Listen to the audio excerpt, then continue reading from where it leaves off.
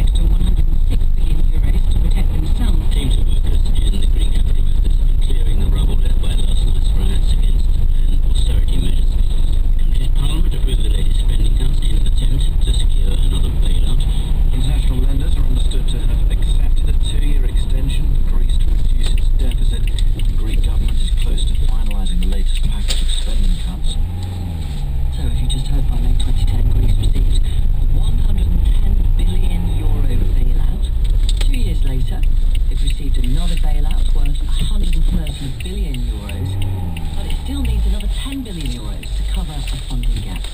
So with more strikes, job cuts and rising political tensions, how has life for people living in Greece changed over the past 5 years? Let's talk now to Yanis Zavitakis, who's a university lecturer in Athens, to Gerard Papasimakopoulos, who's a journalist and DJ, to your boss, Crystal Wallace, who's a teacher in private education, and to Yanis Sirakis, who's a land surveyor in northern Greece. Let me start with you, Yanis Zavitakis, university lecturer in Athens. The changes for you in your life over the past 5 years. Okay, yeah, the changes have been dramatic, and I'm just laughing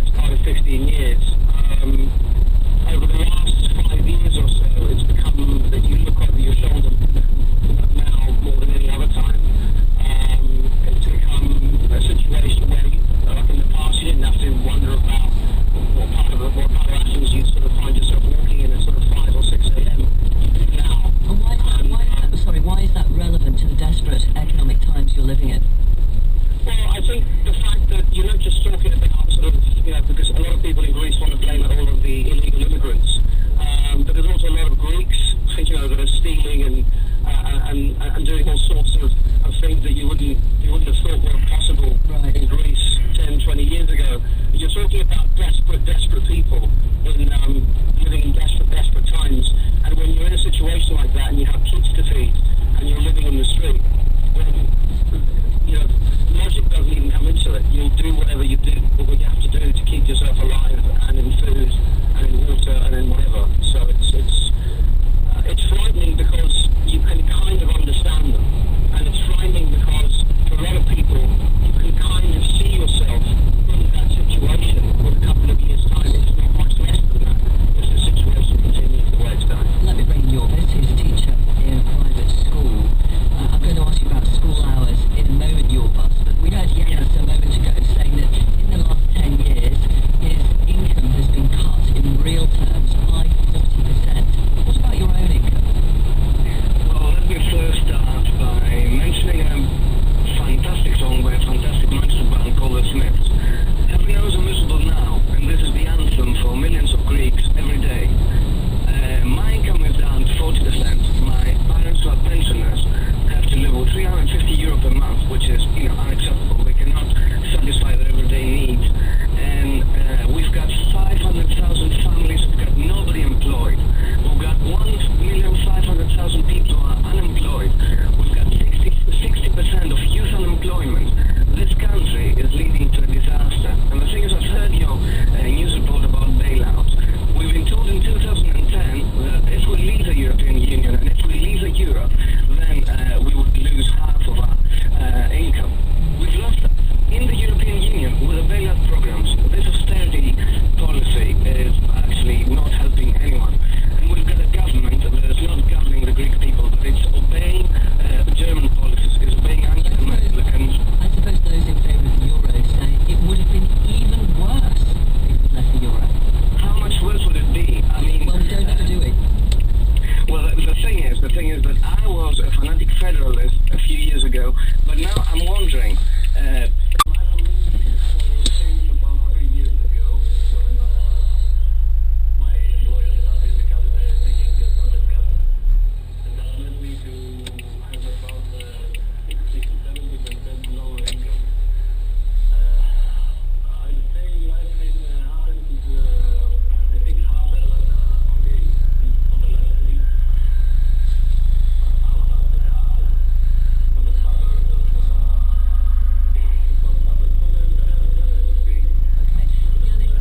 I'm really sorry, but I can hardly hear you.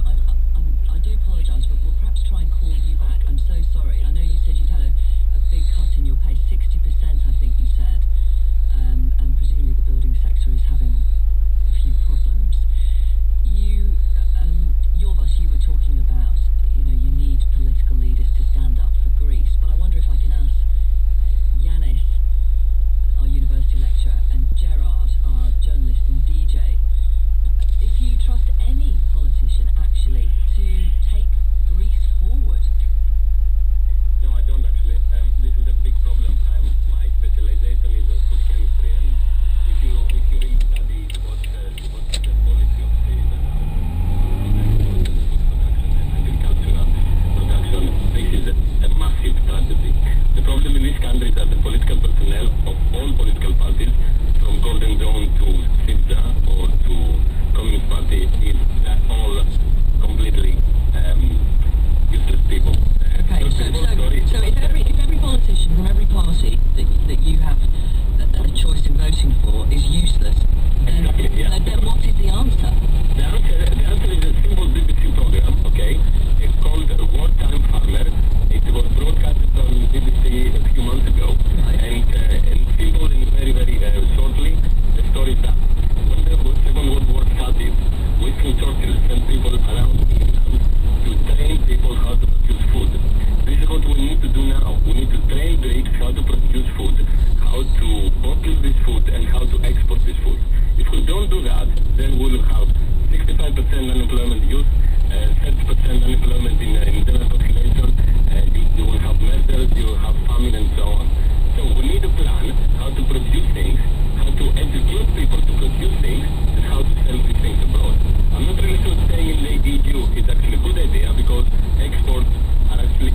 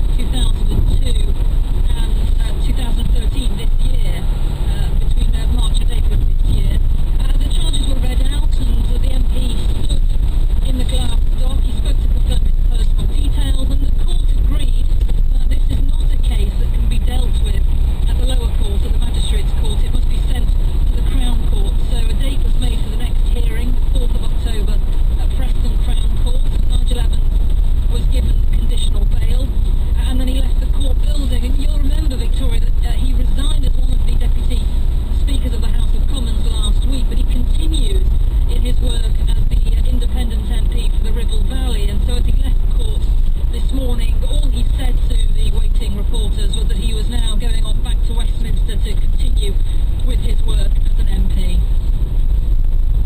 Okay, thank you, Judith Morris, Preston Magistrates Court, 10 to 11, here's the travel. Thanks, Victoria. Starting with the clockwise M25 at junction 10 at the Wisley interchange.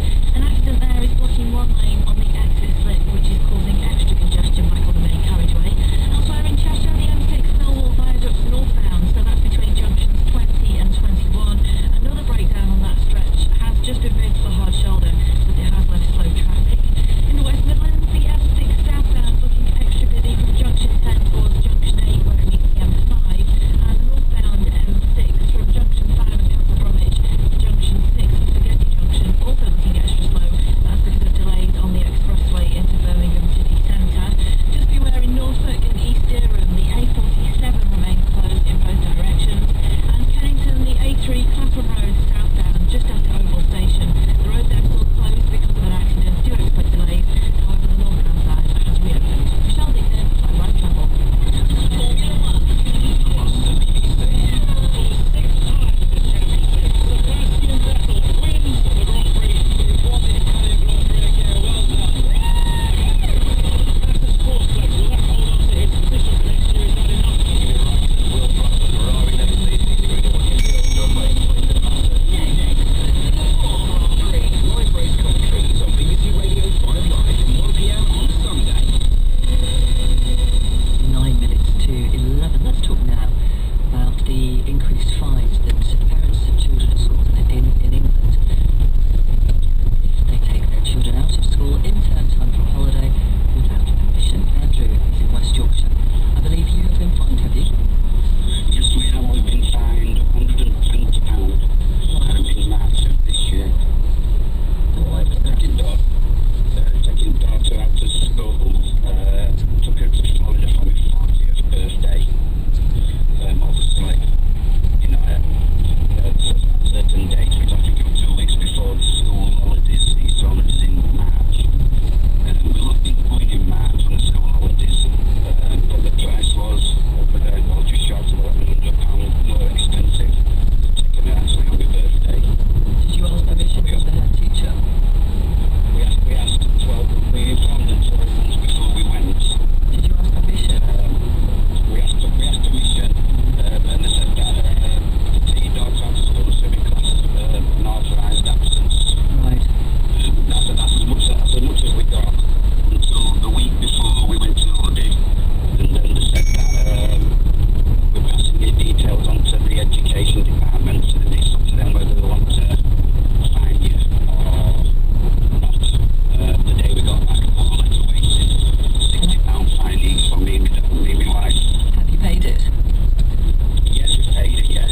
We disputed it, we phoned school, we phoned the department, and we got in touch with his local MP, and they said that end of the day you got to pay £120 fine. What were you disputing, Andrew? The fact that we're getting fined for taking daughter out of school on a special occasion, which obviously my 40th birthday, which when we spoke to the school after, they said that if it had been a wedding or a funeral or something like that, then we wouldn't have a fine. But because it was just my 40th birthday, it weren't exceptional circumstances, and you have to issue the fine. And in the end it was an unauthorised absence. Yes, it got put down as an authorised absence, and obviously we got fined. And we asked them about it, and they said, well, they'll look into the attendance for the year before. Well, for the last 2 years, my daughter's had 100% attendance. She's never had a day off. If we look purely, I mean, you clearly dispute the fact that you were asked to pay a fine. You've done it, fair enough. But if you look at the sums of money involved, would you say it was worth paying £120 in a fine when you've already told us that it was £1,100 more to take your daughter in the Easter holidays? Yeah, I would pay, you know, end of the day, you know, looking at it, I'm happy to pay £120 fine rather than £1,100 extra for my holiday.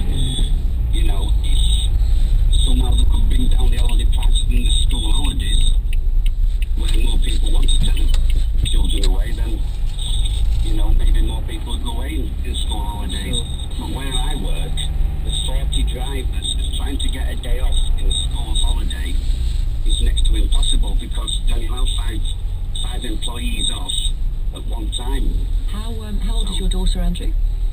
9. Right. Don't you think 2 weeks in one go is quite a long time at that age?